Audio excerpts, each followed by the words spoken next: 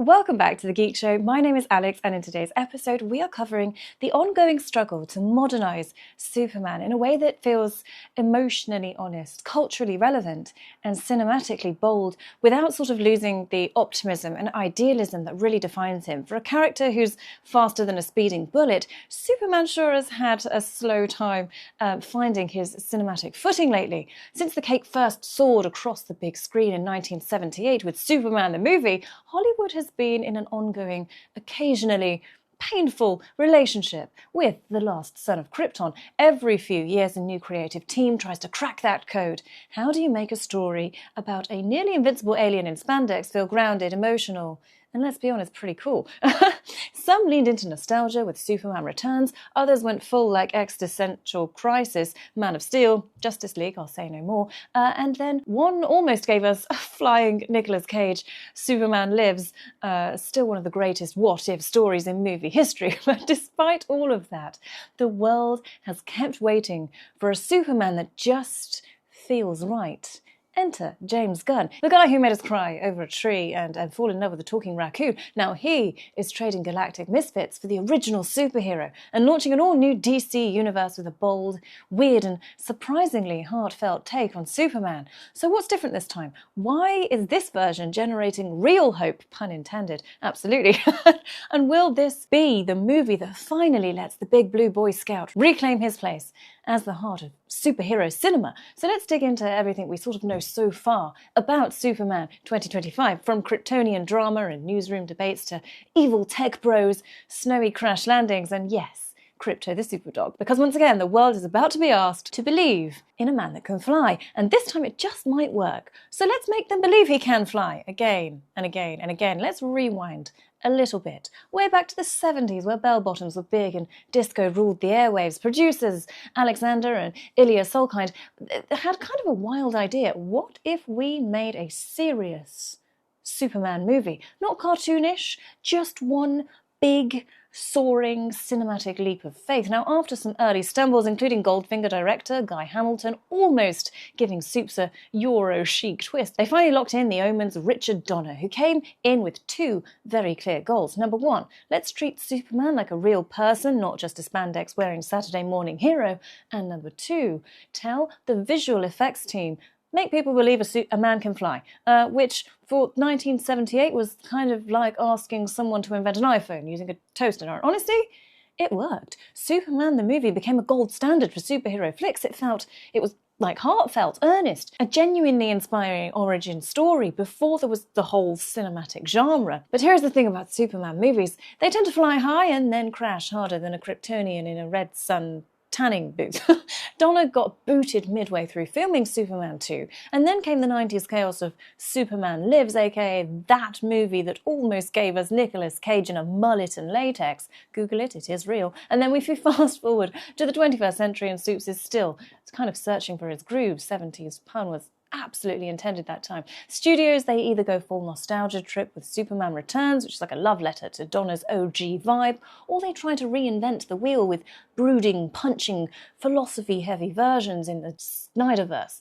Either way, no one seems to agree on what to do with this guy. And the problem is that studios think that classic Superman is just too wholesome, too squeaky clean, even a little bit too weird, a Boy Scout in a world that now prefers its heroes with trauma and leather and parental issues. Looking at you, Batman. So Superman ends up stuck. The man of tomorrow is always looking backward, waiting for someone to let him shine and be that shiny weirdo like he was meant to be. Can James Gunn make Superman cool again? This is the question. Because this summer, James Gunn is suiting up to fix what Hollywood has been fumbling for decades. And his mission is to give Superman a proper cinematic glow-up and launch an all-new interconnected DC universe while he's at it. Absolutely no pressure, right? The guy who turned a talking raccoon from Guardians of the Galaxy and a giant starfish villain from the Suicide Squad into box office gold is now betting big on the big blue Boy Scout. Wow, there's a new tongue twister for us, and honestly, if anyone can make truth, justice and the American way feel cool again,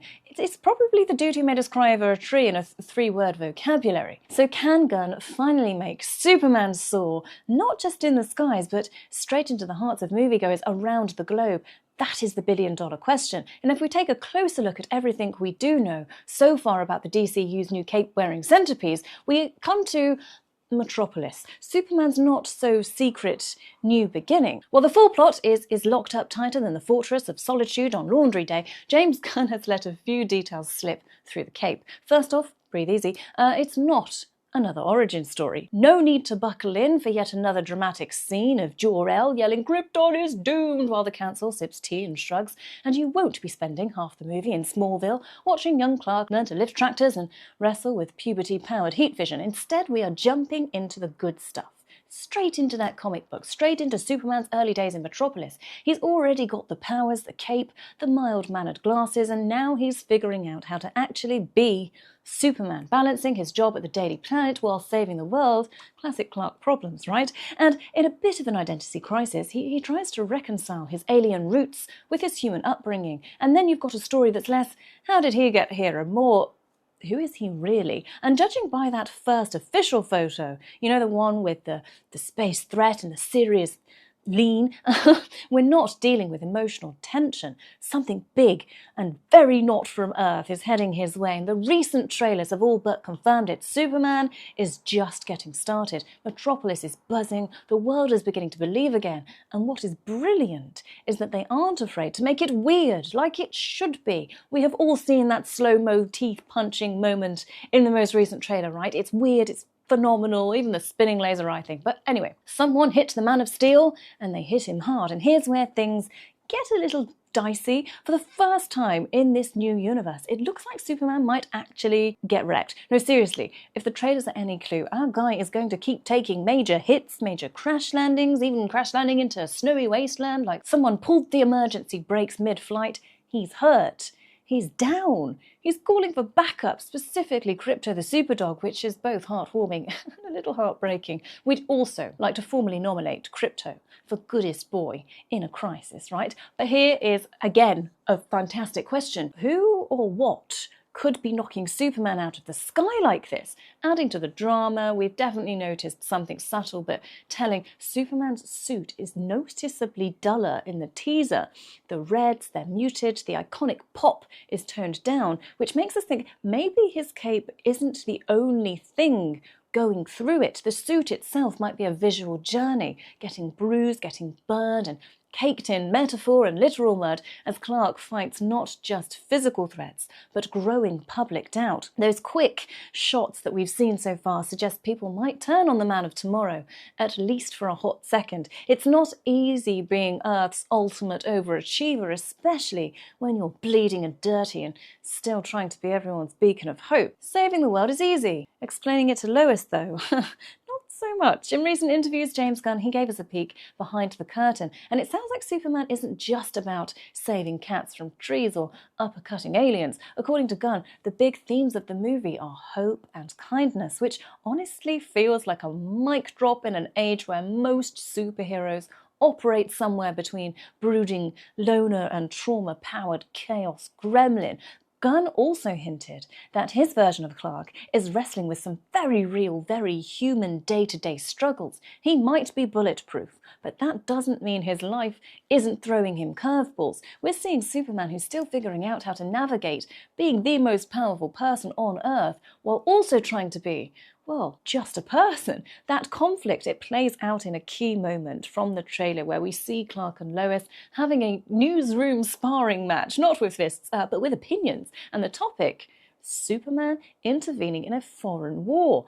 Clark's logic is people were dying, I had to help. Lois, ever the sharp-as-nails journalist, she's not letting that slide. She pushes back, reminding him that when the strongest man alive picks a side, it's not just heroism, it's politics. And suddenly that line between saving lives and making global headlines, it gets very blurry. That then brings us to hope versus hype. We've got Superman sort of his toughest battle yet, taking a cue from more modern DC comic classics like All-Star Superman by Grant Morrison and Frank Quitely. This version of the Man of Steel is dropping into a world that's already packed with capes and cowls and public skepticism. Superheroes flying around is kind of old news, and at least one super team, probably the Justice Society, has people wondering if these protectors are making things better or just louder. So where does that leave our optimistic alien farm boy? Can Superman, with all his hopeful, clean-cut energy, actually win over a city that's seen it all and still isn't impressed with truth and justice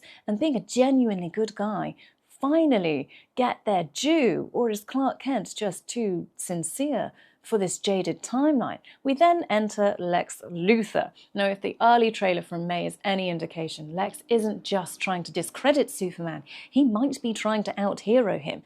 That's right, he's cooking up his own caped contender for public approval.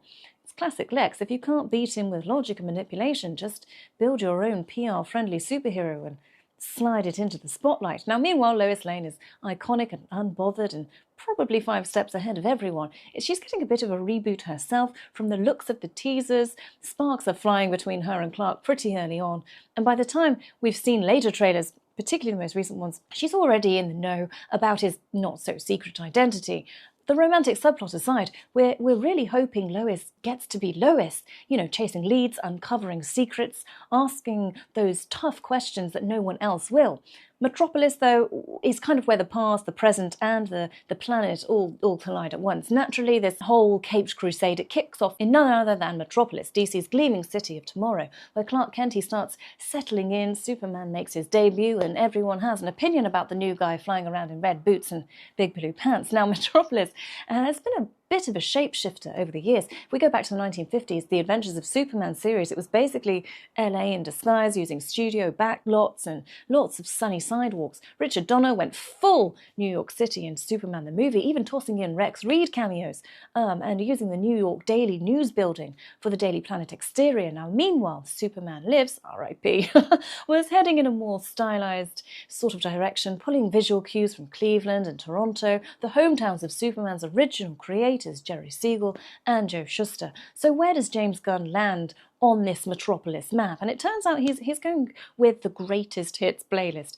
Cleveland seems to be the anchor city, but it's curated as sort of like a mashup of everything that's ever worked. Part vintage, part modern, part what if Superman actually landed here? But here's one thing that Gunn's not messing with, and that's building. The Daily Planet globe and all is still proudly spinning atop its Art Deco tower. The iconic design is straight out of the comics, and frankly, we wouldn't have it any other way. The teasers, they give us a peek into the newsroom, which looks suspiciously inspired by the old Los Angeles Herald-Examiner building, and film nerds might recognize it as the same set used in Fincher's Zodiac and even in the show Journeyman as the sort of 1970s era cop shop. So yeah, it's not just Superman getting a nostalgic mix, the city is too. Then we've got Luthor is sort of building higher and Superman is falling harder. We love that the trailers are giving us a glimpse at Luthor Corp Tower, and let's just say subtlety is not Lex's aesthetic. Picture the Petronas Towers in Kuala Lumpur, but redesigned by someone with a god complex and zero chill.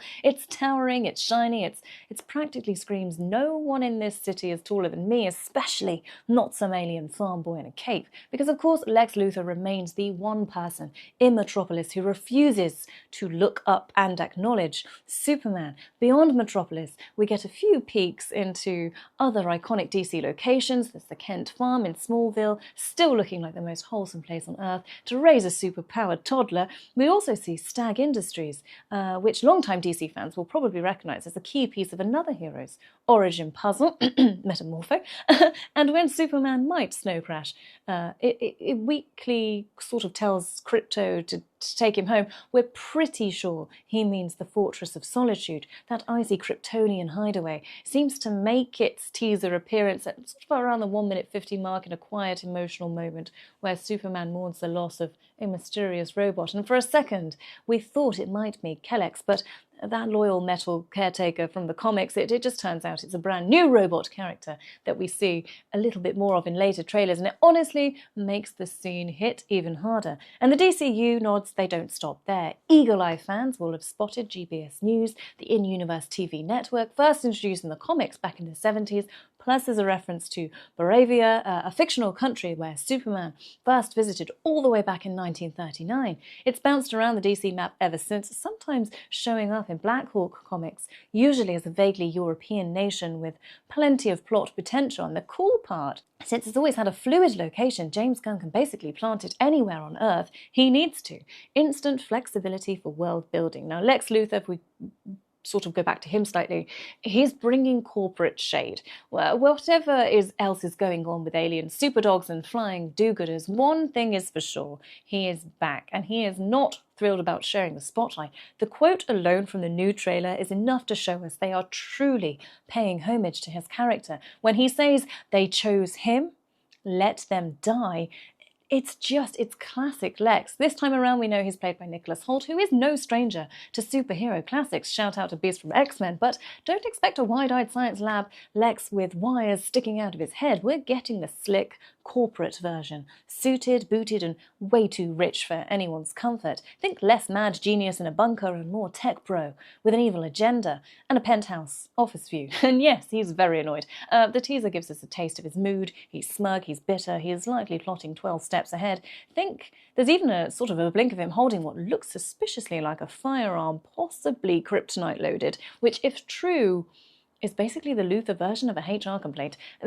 Then we've got later trailers where he fully steps into his role as anti-Superman. No more side glances or subtle digs. It's full-on ideological war. The billionaire genius with a god complex versus the alien farm boy trying to do good. It's the showdown we've seen before, but this time it might just feel a little bit too real. That brings us to July 2025, the day where hope wears a cape again. Superman is currently set to hit our theatres on the 11th of July, and that's when we'll finally see if James Gunn's latest high-stakes comic book gamble pays off. So far, he's saying all of the right things: hope, kindness, legacy, and long-time Superman fans are cautiously like, okay, maybe wildly optimistic. This isn't your standard moody reboot with other heroes like Mr. Terrific and Hawkgirl in the mix. Gunn's making sure Clark doesn't have to carry all the weight or the earnestness alone. And while Superman has never been a sure thing at the box office as his brooding billionaire buddy from Gotham, there's clearly a long game here. Gunn's made it clear. Actors in his DCU, they're not popping in for one movie and bouncing out. If you're cast in a role, you're sticking around across live action and animation, which means David Corenswet could be wearing that cape for a long time, and honestly, we're here for it. Now, is there already a Superman 2 quietly in the works? We've got no idea, and maybe that's a good thing. Without the pressure of universe building or a guaranteed sequel, Gunn might just give us a tight, thoughtful, one-and-done Superman film and earn its place next to the greats. No origin rehash, no franchise bloat, just one solid shot at making us believe a man can fly. Again, Superman has always carried more than just planes and planets. He carries expectations. Ever since Richard Donner made audiences believe a man could fly back in '78, every filmmaker since has tried, and sometimes painfully failed, to recapture that same magic, same double down on nostalgia.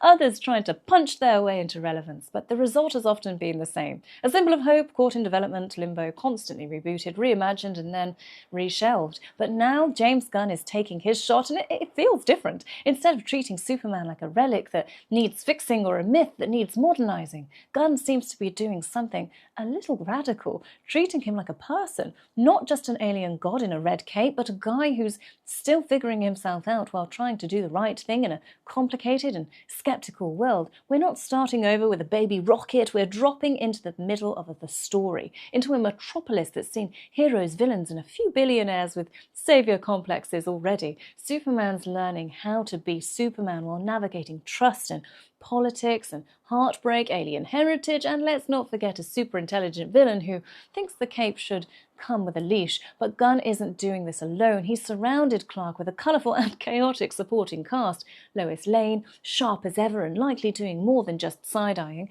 Lex, Crypto the Superdog, ready to steal hearts and scenes. Mr. Terrific, Metamorpho, and the Justice Society, adding texture and tension to the world. And of course, Nicholas Holt's Lex Luthor, serving tech bro menace and kryptonite shade from the tallest building in town. What's refreshing is that Gunn isn't afraid to make it weird, messy, or even vulnerable. This Superman might fall, he might bleed, he might get dunked on by public opinion and enemies alike, but the point isn't just whether he can get back up, it's why he does. And that's where the real story lives. Because in a cinematic world that's often gone full grimdark or full goofy, Superman might just be aiming for something much trickier, and that's sincerity. It kind of wants to remind us that hope and kindness and doing the right thing, even when it's hard, are still worth showing up for, still worth rooting for, still super. So whether this turns out to be the beginning of a whole new era or just one great standalone story, maybe that's enough. Maybe this is the film that finally gives Superman what he's been missing all these years. No reboot, no reinvention, but a real chance to fly again and make us believe. I'm Alex, this is The Geek Show. Thank you so much for being here. Please don't forget to hit that subscribe button, do all those things you need to do to keep up to date with deep dives and origin stories, and I hope to see you in the next video.